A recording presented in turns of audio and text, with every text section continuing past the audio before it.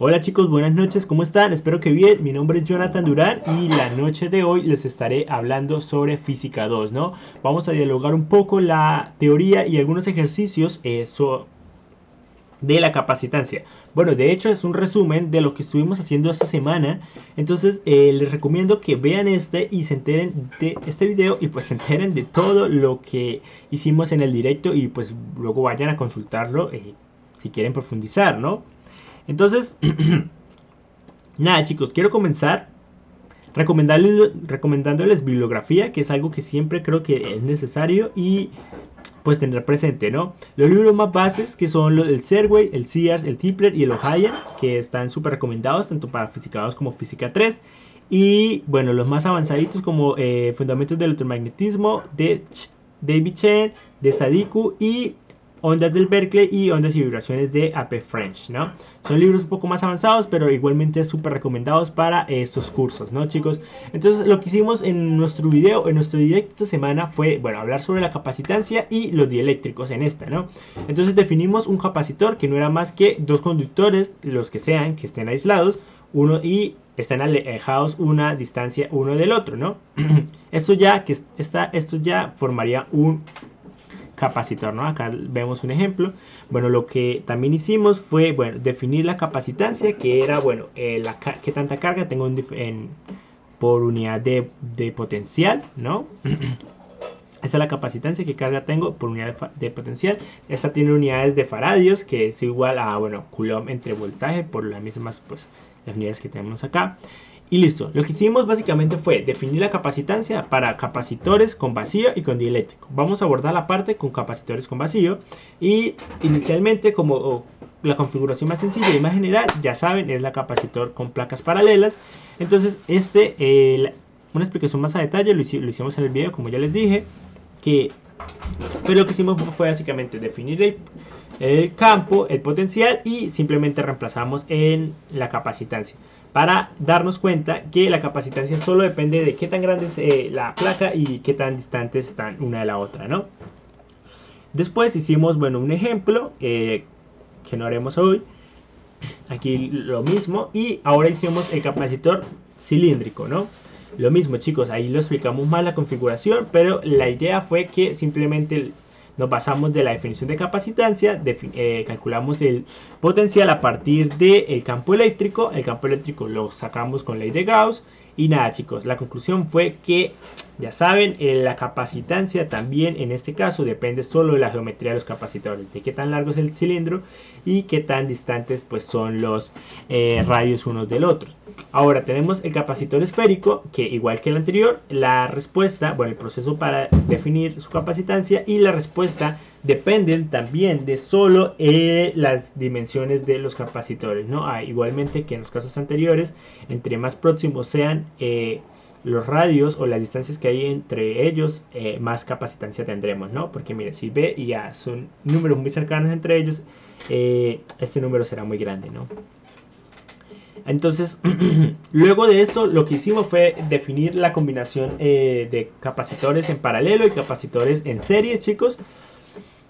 Y bueno, hablamos un poco más a profundidad de sus características. Con lo que nos vamos a quedar, que es como el mayor interés, es que, bueno, en los capacitores en paralelo, cada capacitor tiene el mismo diferencia de potencial que la fuente, y la combinación de las capacitancias no es más que la suma algebraica normal, ¿no?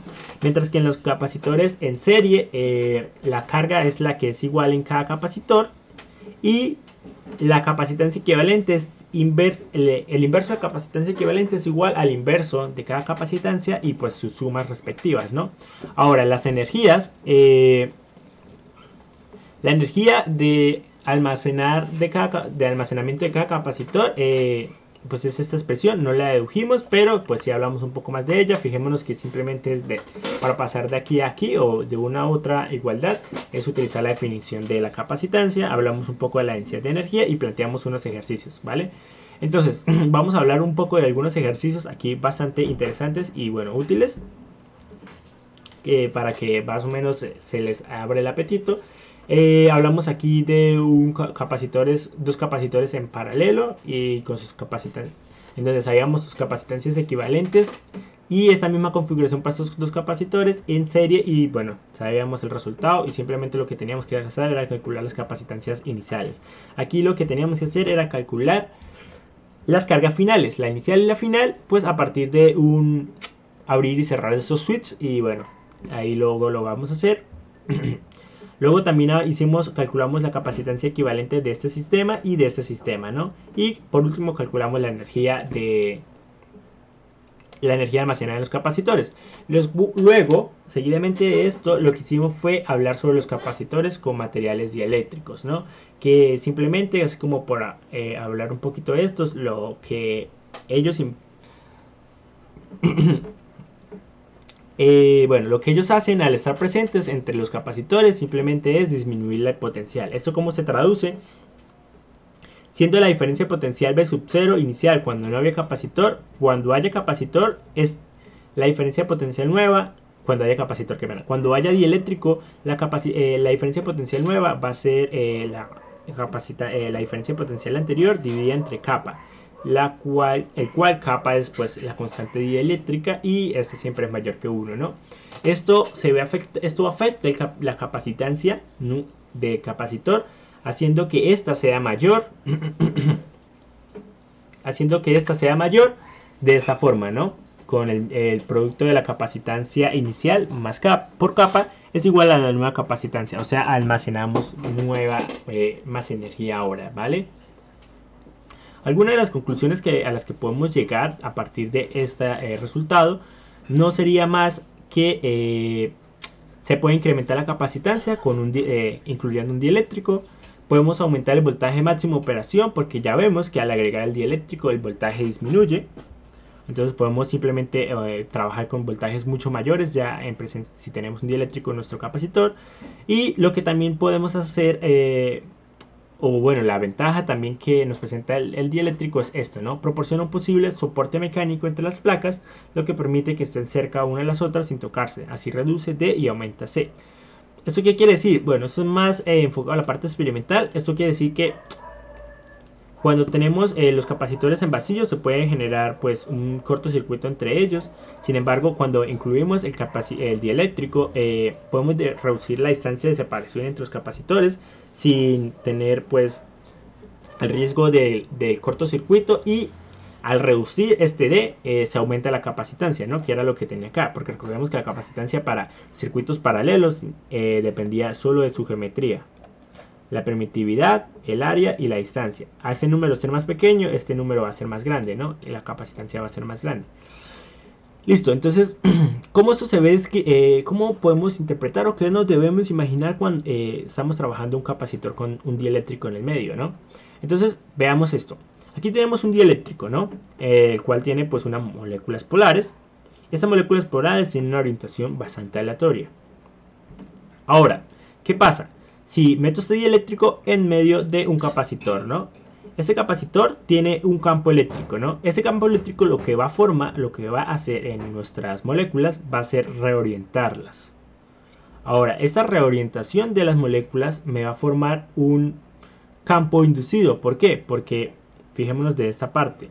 Aquí, en esta última figura, es como si tuviéramos un capacitor con carga negativa acá y con carga positiva acá, ¿no?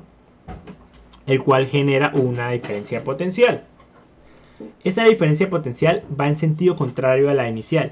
¿Eso qué quiere decir? Que el nuevo campo eléctrico es menor al campo eléctrico inicial, al que teníamos en el capacitor con vacío, ¿sí? ¿Esto cómo se traduce en unas ecuaciones? Nuestro campo eléctrico nuevo con dieléctrico no es más que la división entre el campo eléctrico inicial y kappa, y el factor kappa. Esto como se ve representado, el campo eléctrico final es igual al campo eléctrico inicial menos la magnitud del campo eléctrico inducido, ¿no?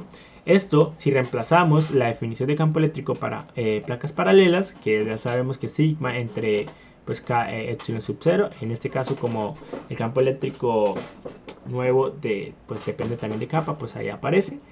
Ahora pues con las el sigma normalito del campo eléctrico en el vacío y el campo eléctrico inducido, ¿no? en donde podemos encontrar una relación entre las densidades superficiales de carga inducida y pues la normal, ¿no? Nada, esta relación es súper importante porque nos dice qué tanta carga se indujo, ¿no?, en nuestro dieléctrico realmente. Entonces esto depende de K, qué tan grande sea, qué tan grande respecto a 1 sea, o bueno, o si es igual a 1, ya sabemos que es como si no tuviéramos ningún dieléctrico. Ahora también lo que hicimos fue hacer un ejercicio de un capacitor parcialmente lleno, y lo que hacíamos, bueno, estaba este capacitor vacío de distancia D, el cual se le mete una fracción de dieléctrico en su distancia entre la separación de sus placas con un ancho de f de D, donde f es una fracción entre 0 y 1. ¿Listo, chicos? Ahora, esta fracción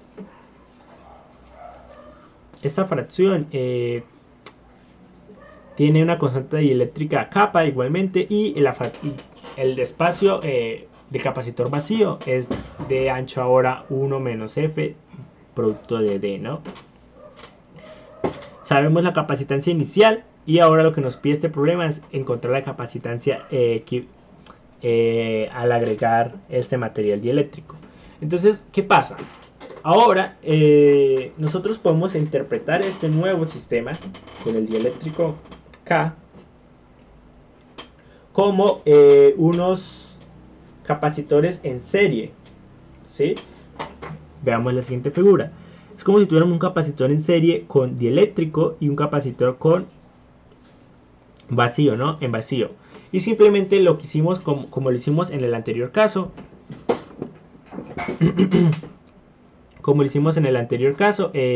Nada, utilizamos la definición de la capacitancia equivalente de capacitores en serie, que simplemente es la suma de los inversos de estas, ¿no? Aquí está, 1 entre CT es la base de la capacitancia total, que es igual a 1 entre C1, que es la capacitancia 1, más 1 entre C2, ¿no? Pero ¿quién es C1 y quién es C2? O sea, ¿quién es esta capacitancia y quién es esta otra capacitancia?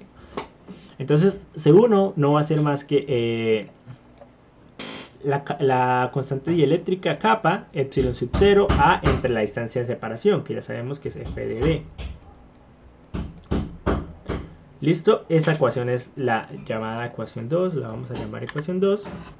Y listo, ahora vamos a ver la tercera ecuación, ¿no? ¿Qué va a ser la capacitancia 2? Epsilon sub 0, que es la capacitancia de capacitor en vacío, ¿no? Con vacío. Simplemente va a ser epsilon sub 0, el área, y pues la distancia, ¿no?, de separación entre las placas, que va a ser esto. Estas dos ecuaciones, 2 y 1, las meto en 1, las introduzco en 1, y pues simplemente despejo, ¿no? 1 entre 1, bueno, capacitancia total es igual a 1 entre todo esto, ¿no? Que simplemente lo que hicimos acá fue pasar esto a multiplicar y todo esto a dividir. Y nos queda 1 entre C1, que C1 es kappa epsilon sub 0 área, y el denominador acá lo pasamos al numerador. Ya saben, esto por la regla de las orejitas. Y lo mismo acá. Simplemente lo que hacemos a ambos lados es multiplicar por un K. Multiplicar un K abajo y un K arriba con la finalidad de que quede con el mismo denominador y pasar este denominador arriba, ¿no? Por la misma ley de las orejitas. Aquí simplemente reordenamos este resultado, y lo que nos queda es que, nos queda acá, tenemos la capacitancia inicial del capacitor como si no tuviera ningún dieléctrico, el inicial. Y bueno, al meter el dieléctrico vemos que incrementa una fracción. Esto tiene que ser mayor que 1. Y nada, chicos, eso sería, ¿no? Esa sería la capacitancia final. Esa sería la capacitancia final de ese sistema, ¿no? Entonces vamos a ver qué otros ejercicios hicimos. Ese ejercicio lo hicimos, este otro ejercicio lo hicimos y este ejercicio lo hicimos, ¿no? Vamos a resumirlo porque simplemente este es un ejercicio bastante interesante que vale la pena entender, ¿no? Entonces, ¿qué nos dice el ejercicio? Considera el circuito que se muestra pues en la figura, esa que está ahí, donde C1 es 6 microfaradios y C2 tiene un valor de 3 microfaradios, ¿no? La diferencia de potencial es de 20 volts y lo que nos piden es, bueno, primero se carga el capacitor C1 cerrando el interruptor S1 y después ese interruptor es abierto y el capacitor cargado se conecta al otro descargado cerrando S2. Calcule la carga inicial adquirida por C1 y así como la carga final en cada uno de los capacitores, ¿no? Bueno, básicamente usted va a cerrar S1 y va a calcular la carga de C1. ¿Cómo se hace eso? La carga de C1, la carga para el único capacitor que tenga cuando se cierre S1 va a ser dada pues por la definición de la capacitancia, ¿no? Yo puedo pensar en la definición de la capacitancia porque conozco la naturaleza de los capacitores. Entonces simplemente despejo la carga y reemplazo, ¿no? Despejo aquí, paso a multiplicar el potencial y me queda que la carga que almacena C1 va a ser 120 microcoulombs y esa ecuación la llamo 1. Ahora, yo lo que tengo aquí son unos capacitores en paralelo, ¿no? Entonces, ¿esto qué quiere decir? Que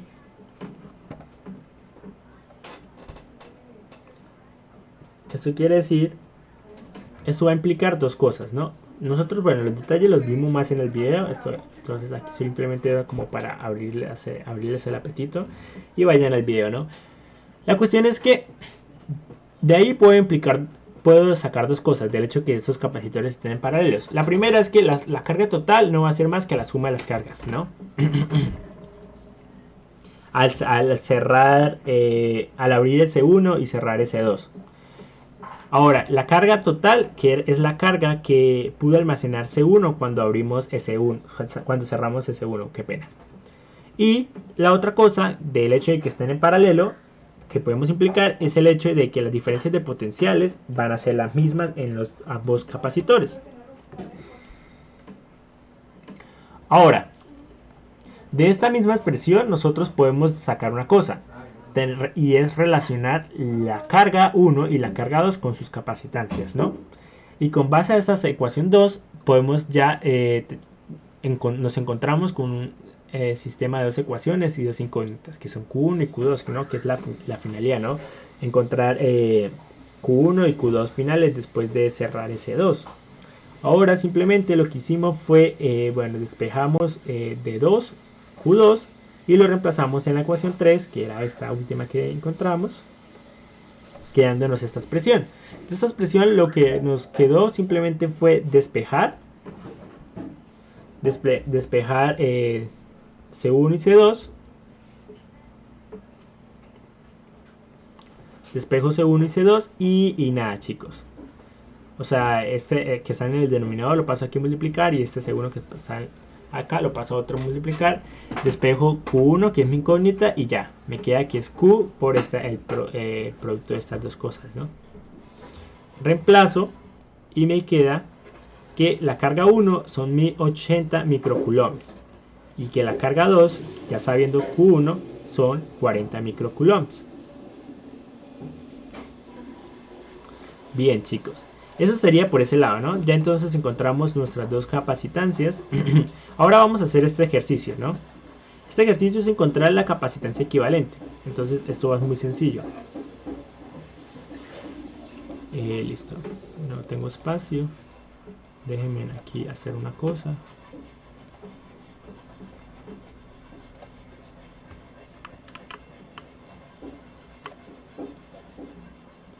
Listo.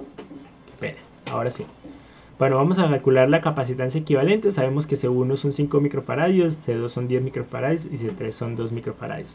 Lo que vamos a hacer simplemente va a ser fijarnos que estos dos capacitores están en serie, estos dos capacitores están en serie y estos dos capacitores en paralelo. Para más detalles de por qué y cómo identificar cuando están en serie y en paralelo, los invito a que vayan a nuestro directo, ¿no? De esta semana, chicos. Aquí simplemente somos como abrebocas de lo que hicimos para que se dirijan a los directos, ¿no? Nada, entonces ya sabemos que simplemente esto va a quedar así. Pues el diagrama del capacitor equivalente va a ser de esta forma. Y aquí vemos que estos tres capacitores están en paralelo y esto con otro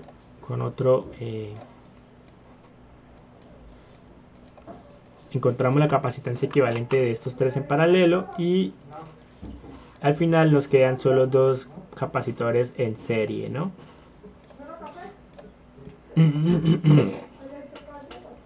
Eso simplemente va a ser, pues chicos, recordando que la capacitancia equivalente para paralelos es la suma algebraica, ¿no? Y la capacitancia equivalente para en serie es 1 entre el inverso de los capacitores.